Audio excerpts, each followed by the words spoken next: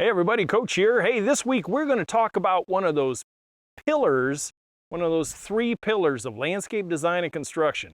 We're going to be talking about the 3 R's. And we are doing a little bit of a repeat here from a couple years ago, but I really think I want to emphasize to you guys how important it is to get this pillar of your DIY landscape project correct. I'm glad you're here. Let's jump into it. I hope you learned something. Stick with me to the end, and I'd appreciate a subscribe and a like if you get some value out of this. Let's get going.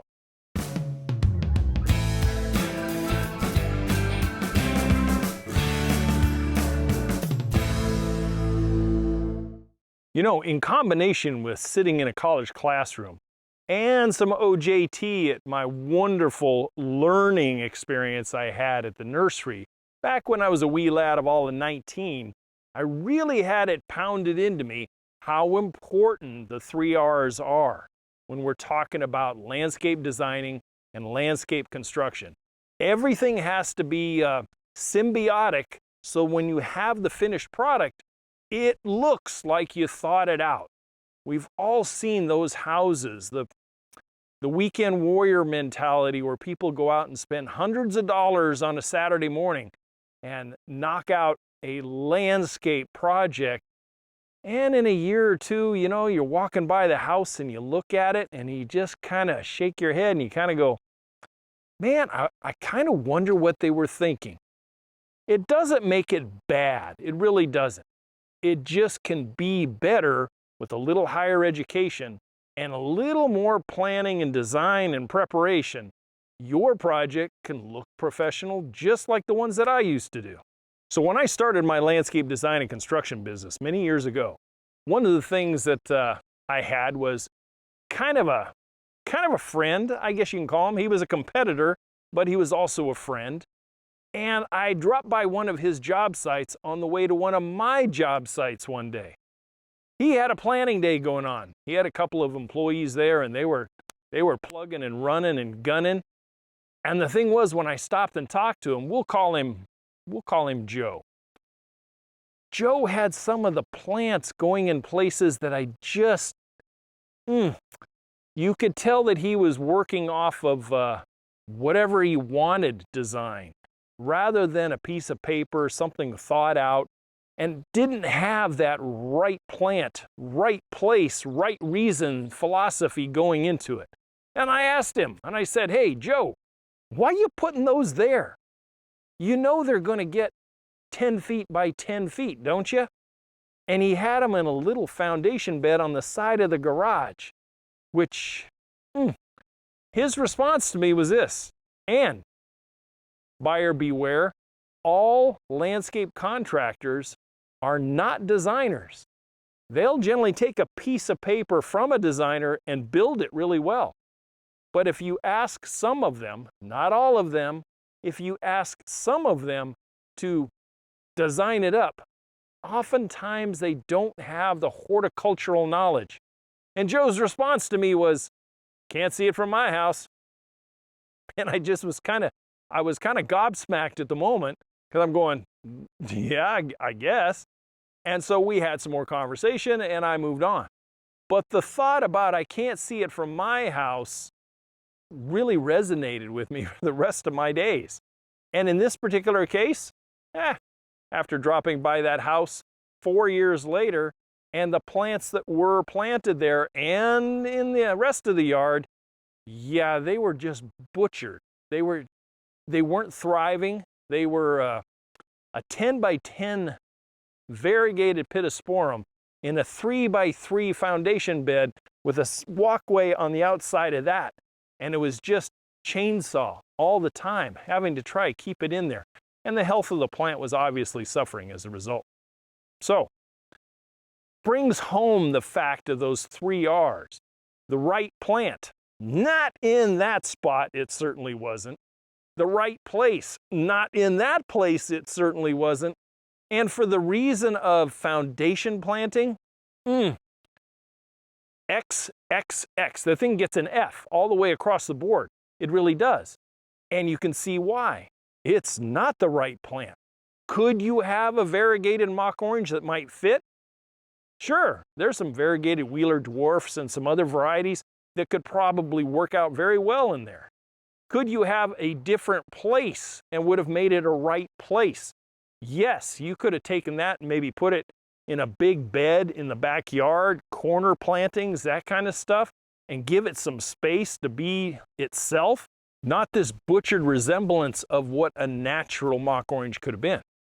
So, and what was the reason? The reason was a foundation planting bed. And it just did not serve that. You could not hedge that up. There's no way you could keep it healthy and in bounds the way it was used. So the 3 R's fell flat on its face there. As this episode evolves, I want you to pick up on the fact that a lot of things that are going on behind the scenes in a designer's head is multi-layered. It's like a freaking onion. So when you're talking about the right plant, that right plant may be pulled out of that designer's mental inventory to accomplish something that you said. I like to have contrast. I love to have color. I'd like to have shade. I'd like to have a focal feature, a focal point. And so in the designer's head, we are always trying to pull from our mental inventory, our Rolodex, if you will, what the right plant would be for that specific situation and for the right reason. So when I was at the design table, I was always thinking, looking at my notes from my consultation of what they wanted, their likes and dislikes, and then what the site would allow me to do. Was I on the shady north side of the home? Was I on the sunny south side of the home? And what they wanted versus what I could actually do. And then when I presented the design later on, the explanation I always gave behind it made sense to them. Did they get everything they wanted? Absolutely not. But they got the explanation as to why.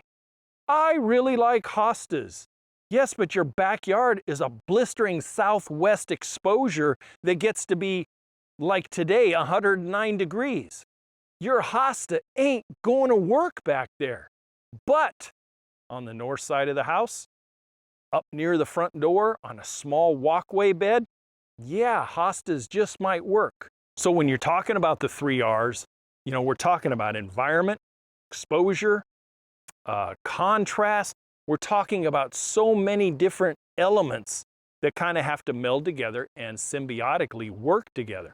We're not going to put a really water-loving type of plant in with just because it contrasts texture-wise with something that hardly wants any water at all.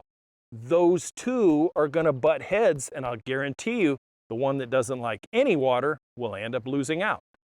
So think about it a little bit. The best way I can tell you as a DIYer is to sketch up your project. Do a really good job on it. Hey, follow some of my landscape design tips on some of the other episodes that I have here and come up with a really good bare bones design.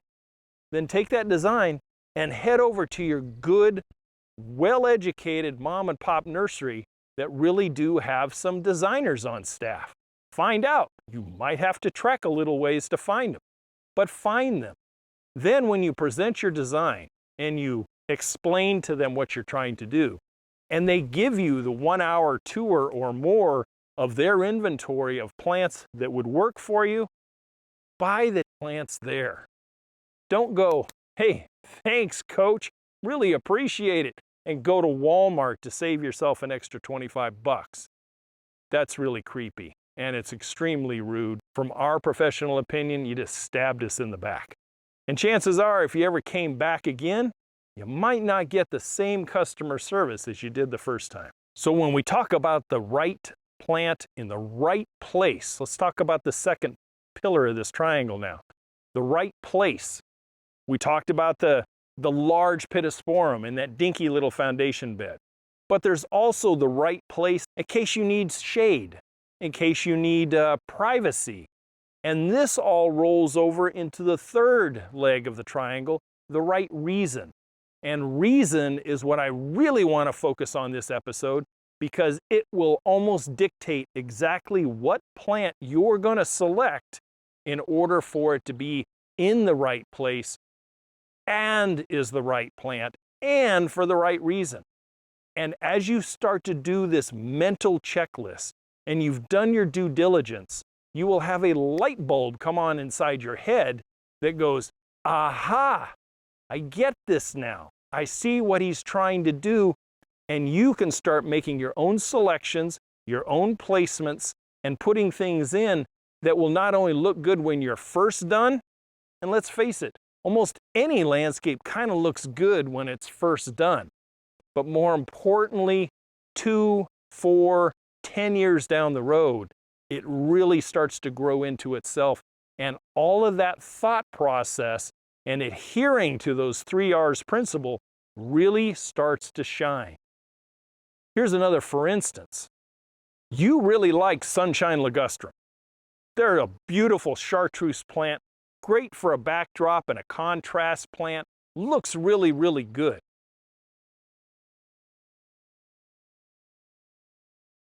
And you love southern magnolia, and you want the big one because you grew up with one.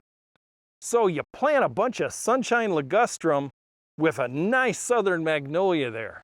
And in 10 years, that southern magnolia is starting to shade out. The sunshine ligustrum is now in almost full shade. Suddenly that chartreuse that you really liked is fading really bad, and it kind of has a weak, stretchy, floppy, limey green color to it now.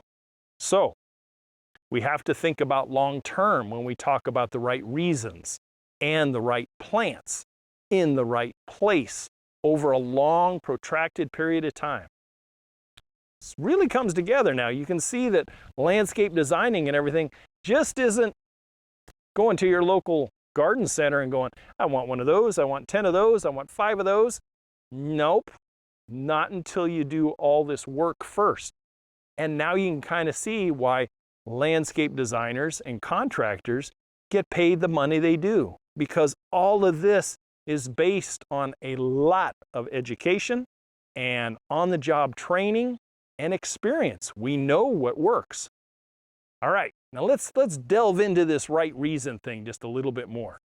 When you have let's just hypothetically say the Smiths are doing their backyard. They just bought a new house. The front yard, we'll get to that later. It was a production yard. It's landscape, but the backyard is all about dirt and weeds right now. And they just moved in. And they're about 2 or 3 months into it. They've really kind of evaluated that backyard. They kind of know what they want. Here's a little cheat sheet for you. We're going to do our likes and dislikes right off the bat. What are the things that you need? And what are the things that you want? What are the things you like? And just as important, what are the things you don't like? And we need to make a list of that. Then, what is your lifestyle? And how is it going to play out in the backyard? Well, let's take a look at it. We need a place for the kids to play. And we need a place for Mama's vegetable garden. Maybe Doggo needs a dog run. We need a big patio. We might have an outdoor barbecue center out there or something. We need some shade. And the shade, we really can't afford a big pergola right now, but we'll get some trees started. And these are the reasons that we select the right plants and how those plants are going to dovetail in to the other elements of the landscape.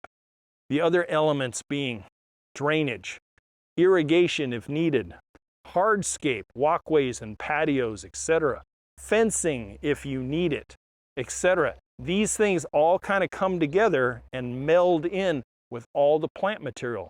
And the plant material has to complement those things. Maybe you bought yourself a single-story home and you're surrounded on both sides by 2-story homes. So one of the things you have to think about is, I'd really like to get a little bit of a privacy screen started. So eventually, in a few years, my neighbors just don't look into my hot tub area on the back patio. Reasons behind what plant material we use. Now, what about the drainage? What about irrigation? What about hardscape? And how does that play into what plant material you're going to use? Well, oftentimes if you need some shade, you're going to want to put some type of shade trees that are not going to lift walkways, not going to lift patios, and you're going to place them far enough away to where they're not going to eventually shade out lawn or anything else. Maybe they'll shade Doggo's dog run, maybe they'll shade your work shed or elements like that. But we have to be very careful, and we have to select our plant material that's going to fit the landscape that we have purchased. We don't want an October Glory maple in a dinky backyard.